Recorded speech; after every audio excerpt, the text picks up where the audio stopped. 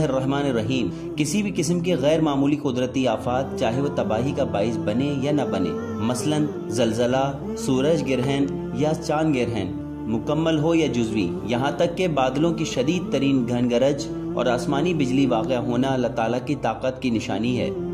اگر اللہ تبارک و تعالیٰ کی ان نشانیوں میں سے کوئی بھی نشانی وقوع پذیر ہو تو ہر بالغ عاقل مسلمان مرد اور عورت پر نماز آیات پڑھنا واجب ہو جاتا ہے۔ لہٰذا یہ نماز واجب ہو جاتی ہے جب سورج یا چاند گرہن مکمل ہو یا جزوی، چاہے وہ خوف کا باعث بنے یا نہ بنے۔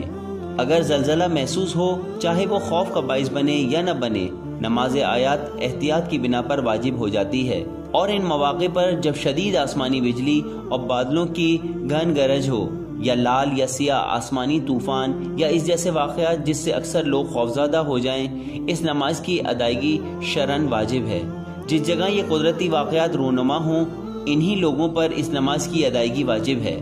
سورج یا چاند گرہن کی صورت میں نماز آیات کی ادائیگی کا وقت اس کے شروع ہونے سے لے کر ختم ہونے سے پہلے تک ہے۔ اگر کسی شخص کو اس کا پتہ چلے لیکن نماز ادا نہ کر پائے تو وہ اس کی قضا بجا لائے۔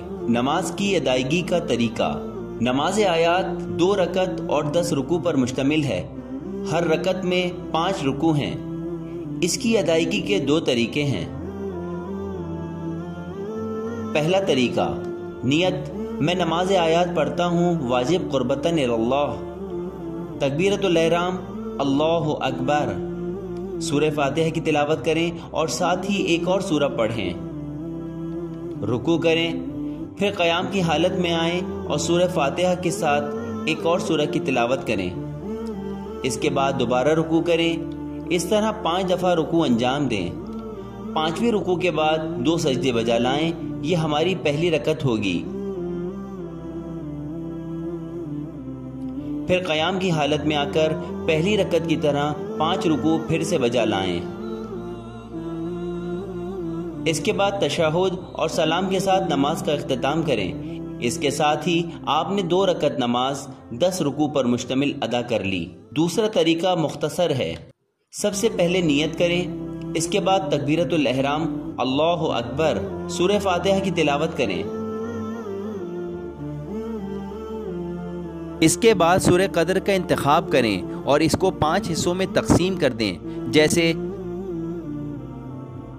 بسم اللہ الرحمن الرحیم، انا انزلناہ فی لیلۃ القدر پڑھنے کے بعد رکوع کریں، سبحان ربی العظیم وبحمدہ، پھر کھڑے ہوں اور پڑھیں وما ادراک ما لیلۃ القدر، پھر رکوع کریں سبحان ربی العظیم وبحمدہ، پھر کھڑے ہوں اور کہیں لیلۃ القدر خیر من الف شہر، پھر رکوع کریں سبحان ربی العظیم وبحمدہ، پھر کھڑے ہوں اور کہیں تنزل الملائکۃ والروح فیہا باذن ربہم من کل امر، پھر رکوع کریں سبحان ربی العظیم وبحمدہ، پھر کھڑے ہوں اور کہیں سلام ہی حتی مطلع الفجر، پھر رکوع کریں سبحان ربی العظیم وبحمدہ۔ یہ 5واں رکوع ہے۔ پھر سیدھے قیام میں کھڑے ہوں اور کہیں اللہ اکبر، 2 سجدے بجا لائیں، دوسری رکعت کے لیے کھڑے ہوں اور پہلی رکعت کی طرح دوسری رکعت بھی بجا لائیں۔ آخر میں 2 سجدے کرنے کے بعد تشہد و سلام پڑھیں اور اس طرح نماز آیات کی ادائیگی ہو گئی۔ نماز آیات کے مزید مستحبات کی ادائیگی کے لیے اپنے مرجع کے فتاویٰ کا مطالعہ کریں یا ان سے رابطہ کریں۔